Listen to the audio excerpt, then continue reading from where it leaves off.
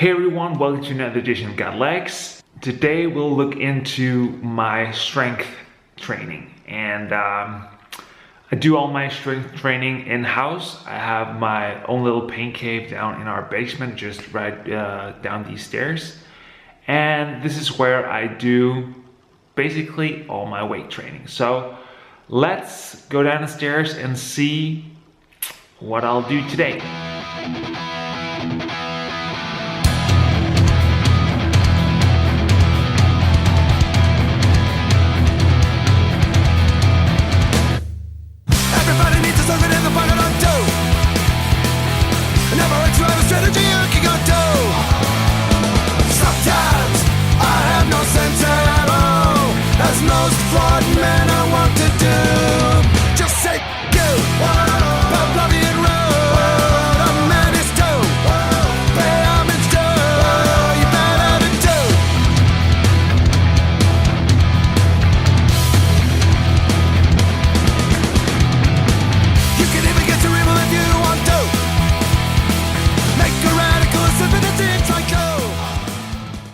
Alright, so that's my pain cave, call it what you like.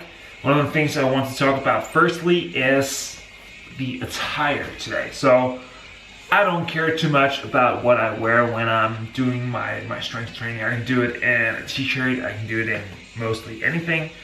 I'm a quite warm guy, so I need something that'll help me breathe a bit. So I usually do it in one of these basketball jerseys and basically some shorts. I can do it in longer styled sweatpants or anything like that, but I usually just tend to overheat. But one of the most critical parts of my training is the shoes. So I started out doing like a barefooted because I wanted to have good interaction with the surface beneath me. But I felt that I lacked some stability when doing stuff like walking lunges and anything like that. So I went back to the old trusted Converse All-Star, the Chuck Taylor ones. They are very good because they have no flex in the sole whatsoever. It's quite uncomfortable, so normally I would never use these for walking. But for weightlifting and stuff like that, they're pretty good. So let's put these on and get to work. So to start off with the weight training, I usually do some push-ups, some crunches, some sit-up crunches. I usually do a bit of planking as well, and another core exercise called timber, where you pretty much lay on your back and then lower one leg then the other, and you repeat that. So that's typically the warm-up I do for these sessions. They're not too strenuous on what I really want to do, which is focus on the legs, but I kind of like the fact that I'm also building some upper body strength. Being on the bike, a lot of the time when I do my training, the core is pretty important, and I'm not too core focused because I know that as soon as I hit the deadlifts or the squat or anything like that, I engage my core on a whole different level. So once a guy told me, try doing a squat without using your core, and basically what happens if you don't use your core, you just collapse. So people that overdo their core training, like doing 10 minutes of planking and 100 sit-ups and overly focusing on their core, could probably just benefit a bit from backing off a bit of that and then just doing the regular stuff. So you get a lot of core training from squat and deadlifts and stuff like that. So, but that's just the beginning of it. That's usually what I do to get my body warm. I don't have a specific routine or anything like that. I do pretty much what I feel like I want to do. Sometimes it takes no thought at all. The easiest thing to do is say go. The lobby and road. A man is too. Pay homage to your bad attitude.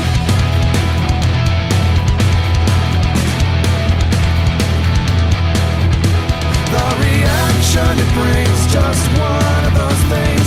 Your friends might not want you around. If the impulse is right, you might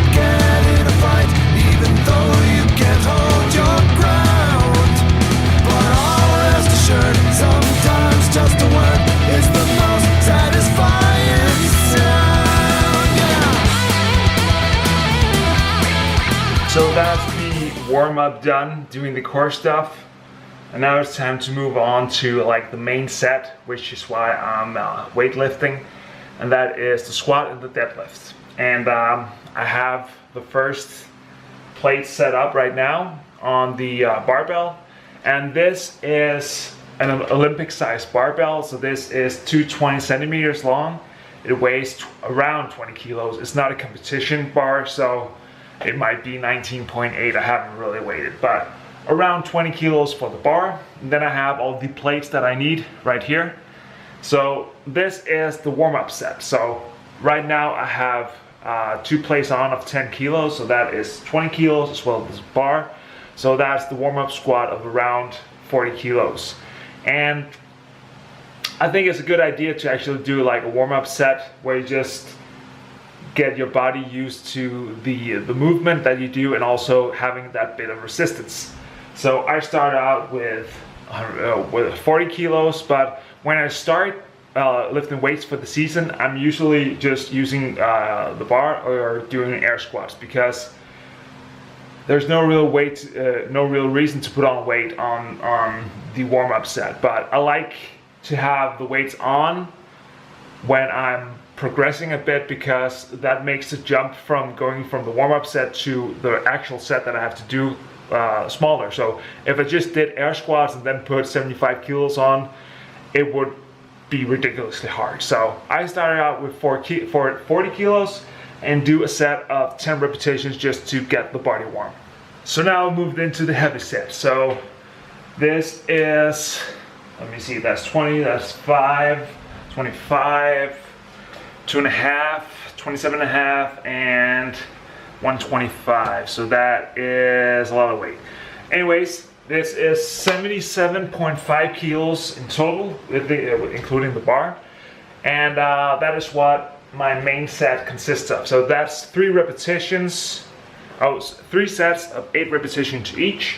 I'm still in the building muscle phase. So the first 2 weeks of this period has been 10 to 12 repetitions, 3 sets. Then last week and this week is the same, but with 8 to 10 repetitions. Then next week I'll do 2 weeks of 6 repetitions, and then dwindle on down. So in the end I should be down to about 3 repetitions, and that's where the weight really gets pushed up. And it's a lot about the explosiveness and torque, I guess you'd call it. So right now 77.5 kilos. At the end of this week I should be at around 80 kilos. And then next week, when I drop it down to 6 repetitions, I could probably bump it up with about 5 kilos just to begin with and see what effect that has. I really like squats because they really hit the entire body. So besides hitting the legs, which is obvious when you're a bike rider, it's also hits your back, your core, basically anything but your arms. So it's a really good exercise, and I recommend that you do it as a squat, not like a safety bar, not in a Smith rack, not anything, not leg press or anything. You do leg presses to complement this exercise, but this is one of the key exercises if you want to be a stronger bike rider. And I do it because I just love doing this exercise. I think it's so great. It's easy when you get the technique done. I'm not in perfect technique shape or anything, but it's pretty easy to get very close to a good squatting form. So if you just pay attention, watch some YouTube videos, basically if you can, go to your local gym and have somebody teach you how to do it, you'll be pretty good.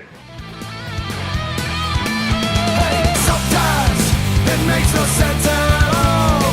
The easiest thing to do is say go. Stop loving and run. I'm mad as toad. Pay homage to you better do. Just say go. What you gotta do with attitude? Just say go.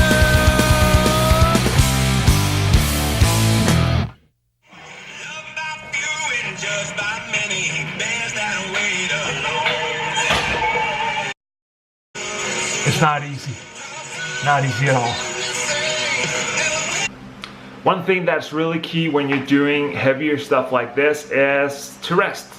So in between sets, I like to take 4 or 5 minutes of rest, which is great when you're in your own gym. So I don't have anybody waiting for me. There's no pressure or anything, and most importantly, I don't have to wait for others to get done with their training. But when you're lifting heavy stuff, remember to rest in between sets to make sure that you're giving it all in the sets and not only doing 80%. So remember to rest, guys. It's important.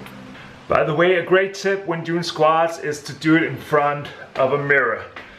Luckily, this was when we bought the house. It was already installed, so it was just the perfect place to set up my rack. But it's just so much easier when you have a mirror in front of you, so you can basically, when you start out, make sure that your form is proper, that your knees aren't caving in when you go down, and making sure that your chest is puffed and all that. And another good thing is find a spot basically a bit higher than your normal level. So look up at the ceiling and focus on that. So when you go down, you maintain like the correct form in your spine. So, and also remember to breathe in when you go down, because you'll get squashed if you don't. So hold that breath, and then when you come up again, you can exhale. So that's just some tips from a guy who doesn't really know anything about strength training. So the next exercise is the deadlift. This isn't my favorite exercise, but I think it's pretty good anyways, because it really targets your hamstrings and basically some of the muscles that you don't really activate throughout the squat are not hitting them quite as hard. The deadlift is actually, I think, a bit complicated exercise to do, because you really have to focus on lifting correctly. So it's very easy to start lifting with your lower back, and that's not the case that you should be doing. You should be using your legs quite a bit. And yeah, I don't really know how to do it. I know how to do the exercise, but I don't really know how to get it right every time. So I usually focus on, when I'm setting off at the beginning, of really focusing on using my legs to lift the first part, and then utilizing the back or the hips for the last part. And then really doing it all in reverse when you go down. But the key I've found is to use the mixed grip, where you have the open hand grip on your left hand and the not so open hand grip on your right side. And I've reached a point now, I'm up to 77.5 kilos. I try to match my squat with the deadlift, but I've come to a point now where my hands are starting to hurt, because it's a lot of weight that you have to lift with your hands. So I might be looking into some straps, or probably some talc or something like that. To magnesium, I think, could work as well, to get a better grip without ruining my hands, because you get blisters and stuff like that. I don't mind blisters, but it actually hurts quite a bit. So I don't do as many sets as I do with the squat. I usually do 2 sets of the deadlifts. I don't really know why, but it's just such a strenuous exercise, so I like to do it only 2 times. And actually, going into the weekend, I rarely use it, because I think, or it kind of sets in your legs a bit more than the squat does. So if I'm having a weekend where I know that I have to ride a lot, it'll ruin my weekend if I've done too heavy deadlifts the day before. So this is the deadlift, and doesn't look too good, I guess. Everybody needs a something in the fun on dough. Never hurts to have a strategy you can go do. Sometimes I have no sense at all, as most flawed men are wont to do. Just say go, but love you and road. A man is told, pay homage to, you better than do. So that's how your hands look after the deadlift. So I'm about to wrap this up right now. So for the remainder session, I usually do a barbell bicep curl. It doesn't look too impressive because the weight of the bar is so heavy. So when you're lifting with the barbell, like mine, you have 20 kilos already. So I have like the smallest plates on it, but it's still 27.5 kilos that I do a bicep curl. And that's basically because I want to target my entire body, not just going for the legs, which most cyclists does. But I'm not a professional or anything. I don't have to worry about my weight too much. The fact that I do is of a complete different standard, but I don't mind having a bit of upper body muscle to say the least. So I do a bit of that as well. I would love to do the bench press because it's just a king exercise and I love to build my chest, but I don't have a bench. So that's pretty much it. This is why I do the push-ups instead. So after I've done the squat, after I've done the deadlifts, I usually do the barbell bicep curl. I can do some side bends, basically taking a weight plate, and holding in one hand and then just going like this, then alternating on the other side to target your abdominal. I usually do some walking lunges. If I feel like it, I can do some more push-ups, some more crunches, depending on what I really feel like for the day. Sometimes I just end it right here and call it a day, but it depends on the day, how much time I have, and pretty much everything, how I'm feeling it, not to say the least. So right now I'll do some walking lunges and then I'll call it a day. You can even get to river if you want to. Make a radical stupidity psycho. Sometimes it takes no thought at all. The easiest thing to do. To wrap things off, this is basically my strength training routine. So as mentioned, leading up to a weekend, I do it a bit easier, but usually my training right around now is 3 times a week, and that is Monday, Wednesday, and Friday. So Friday is like the medium day, Wednesday is the hard day, and Friday is the easier day, if you can call it that. At the end of each session, I should be doing a bit of stretching. My hips are quite a bit stiff, if you can call it that, not so flexy. So it's not always that I get to do this, but when I have the time, I usually sit down, do probably 5 or 10 minutes just stretching out the entire body, which I guess doesn't really hurt anything. So that's a bit about the way that I do my strength training. So as mentioned earlier, I started out this routine or this campaign, call it whatever you want, in the beginning of October, and we're now in the end of October. So this is my 4th week I'm heading into. And it's about gradually increasing the weight and dropping the amount of repetitions. So you end down with a pretty good weight, which should be in the plus 100 kilo category for me. I should probably be around 105, 110 kilos when I'm down to like doing 3 repetitions each.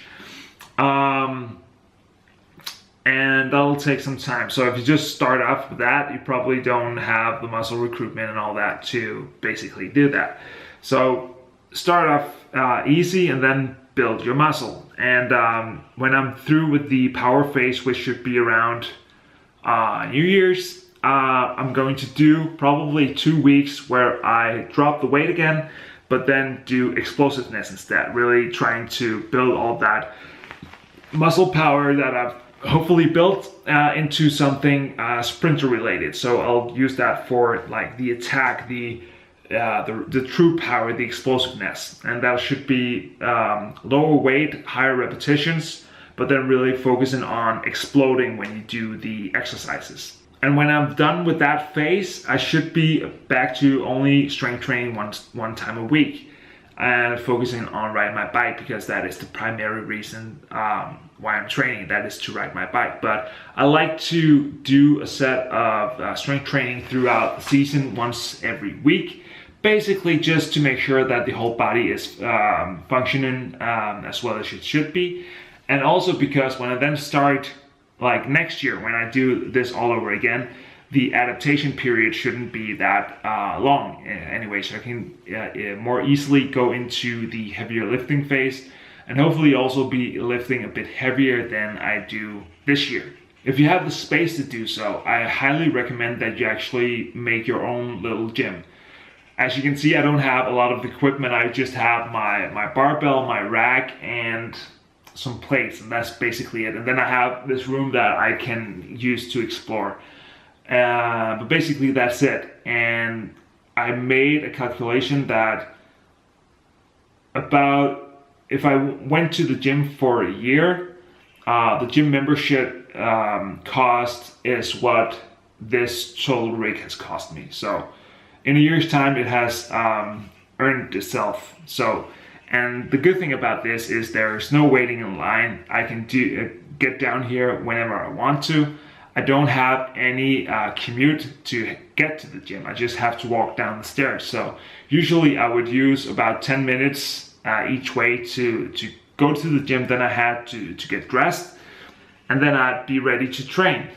But right here, I just enter the basement and I'm ready. And there's no waiting in line. There's no annoying people. I can arrange the music however I like it. And if it's a quiet day, I can put on a podcast or have no music at all. So it's just so much easier. And also with the life that I'm living, where my girlfriend has odd working hours, it's easy for me to put our son to sleep and then head down the basement and start weight training. I don't have to leave the house at all, so that is a great plus. So you thought it was over and I thought it was over, but it's not, because I just received a knock on the door and this package from Sigma Sports. So let's see what's in it. This is some stuff that I ordered last week, and it took quite a bit of thinking before I made up my mind, but I wanted to get something new. So I bought some new socks, which isn't like the biggest thing, but these are or not socks. Did I really buy or not socks? Anyways, I bought or not socks. These are probably made by Defeat. I'm pretty sure that I bought Defeat socks. I really like or not, so that's not a problem at all. Purple socks with a bit of a bluish tint in them, and I think they'll go really well with the frame. Or not socks. Then I bought some Defeat socks. I'm pretty sure the or not socks were Defeat as well, but anyways, don't mind. Defeat socks, pretty big fan of Defeat socks. These are the Aerator 6 inches in a fuse blue, red, black, and white color. So these are very nice, I think, and were on sale as well. But the main thing is that I posted up a picture on Instagram last week where I wanted people to help me decide, should I buy something from Go Big right now, a jersey and some bibs, or should I do something that I wanted to do for quite a while and actually buy something from the peddler? I ended up on the latter part, and I guess that was what a lot of people were thinking as well, because the peddler is like one of those brands that you come across once in a while, but it's like crazy expensive, so you never really buy anything from them. But then they were on sale at Sigma Sports, so I ended up pulling the trigger on a pair or a kit. And I'm not really sure if it'll work or anything, but I'll do another video about that. But let's just see what I actually ordered. So I ordered a jersey. This is some really nice packaging. Actually very heavy duty plastic they used to do this, with the zipper, as you know, from Castelli and similar brands. So this is a peddler jersey. And it's olive green. It has, I actually thought it was orange, but it's red. The dots and the details on it. I can't remember what it's called. I think it's called Core. It's the Core Aero short sleeve jersey. It says so right here. So first time I'm actually doing a peddler thing. So this is the jersey. I got this in a medium size. Hopefully that'll be sufficient. I actually ended up writing Sigma Sports because I didn't understand the peddler size chart. I think this was up to 94 centimeters, something similar like that, and I think I'm 96, but then the next jump was like 100 centimeters, and that's just way too big. So they actually told me that the bibs were similar fitting, so the jersey was probably as well. So hopefully it'll fit good. I also bought some bibs, and those are very cool. So again, once again, I like the wrapping on these. These are the Pop Camo Long Haul G2 bib short. Way to keep it short. And this is a medium. I'm usually, no, not medium. This is a large. I'm usually a large in bib shorts. So let's see what we have here. Nice color, huh? This is navy blue and a reddish slash rosy slash orangey looking pattern. So this is their camo pattern. It's actually quite heavy bib compared to other brands, but looks very nice. Has some cool detailing on them and all that. So I bought this kit, and hopefully it'll fit me, and hopefully it will be very good. I'll do a proper introduction to the kit where I should be wearing it and just talk you through it at a later point. So this is it for now. Thanks again for watching. Make sure to subscribe to the channel, watch the other videos, and until next time, bye.